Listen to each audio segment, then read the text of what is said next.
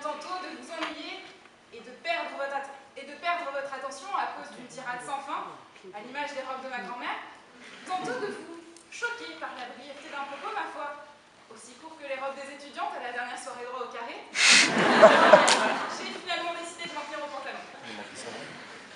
Alors, remuer le couteau dans la plaidoirie, dans la plaie, c'est raviver une douleur morale. Plaidoirie, action de plaider, défense orale par leur avocat de chacune des parties, Petit Larousse, édition 2013. Oui, je me doute que vous connaissez la définition de ces mots.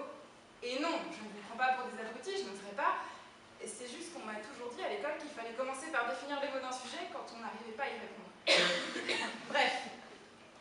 Si les rédacteurs des sujets ont certainement jubilé à l'idée de nous voir ici, dans l'arène, nous affronter, par la force du verbe et à coups de jeux de mots plus ou moins réussis, la preuve en est, sachez, cher jury, que ce fut au départ pour moi une vraie plaie d'écrire ce sujet, et je me dois d'avouer que j'ai ri jaune à l'idée de vous en faire part.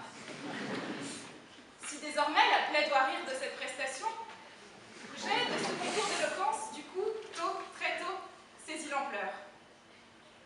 J'ai passé de longues soirées à la recherche de celle qui, clairement, n'avait pas le béguin pour moi, c'est-à-dire l'inspiration. C'est finalement au détour d'une émission célébrant un grand savoir-faire de notre pays que je l'ai trouvée.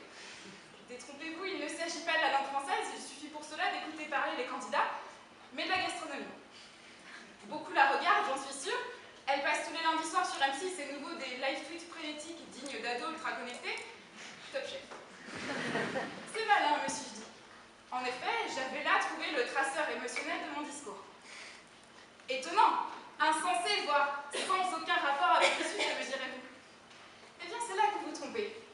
Car c'est bien du couteau dont jouent les candidats de cette émission pour défendre le sujet qui leur est assigné.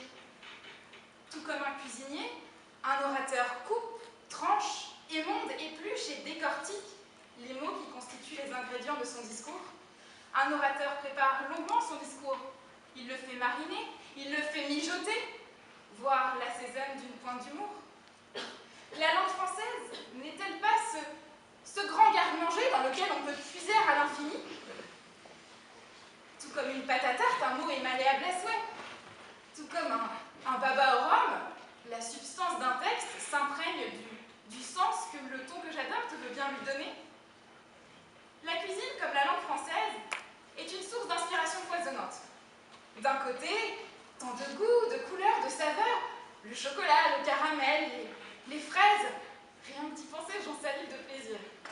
Et de l'autre, la grammaire avec ses adverbes, ses compléments circonstanciels de temps, ses conjonctions de coordination. Bon, finalement, pas étonnant qu'Alberto cherche toujours Arnica. Pourtant, remuer le couteau dans la plaidoirie, si cela revient à tirer le meilleur parti des mots, c'est peut-être si délectable, vous ne trouvez pas?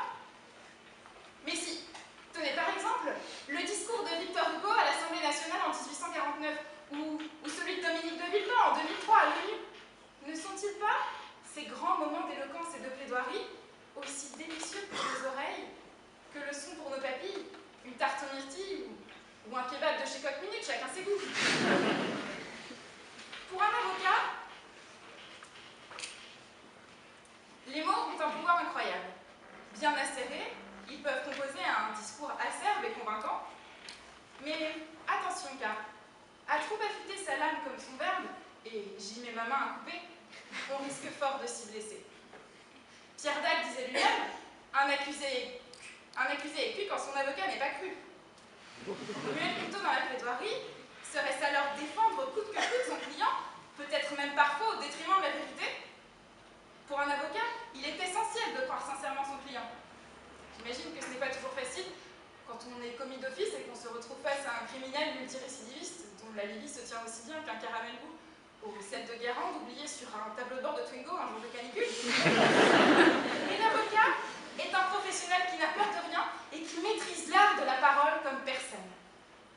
Imaginez plutôt, nous sommes au tribunal, l'audience est publique, la salle est pleine, et c'est désormais au tour de l'avocat de la défense de s'exprimer. Votre honneur, ce n'est pas parce que mon client a été retrouvé l'arme du crime dans la main, effet de manche, qu'il est coupable. Non! Très gros effet de manche. Il est innocent.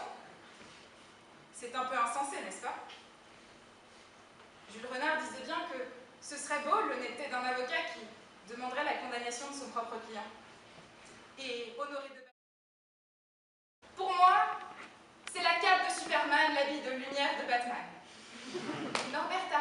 Chef saison 3. De même, et je terminerai sur ces mots, si le dressage et l'intitulé d'un plat sont au cuisinier ce que l'éloquence et le charisme sont à l'avocat, alors l'effet de manche est très certainement la cerise sur le gâteau de toute plaidoirie.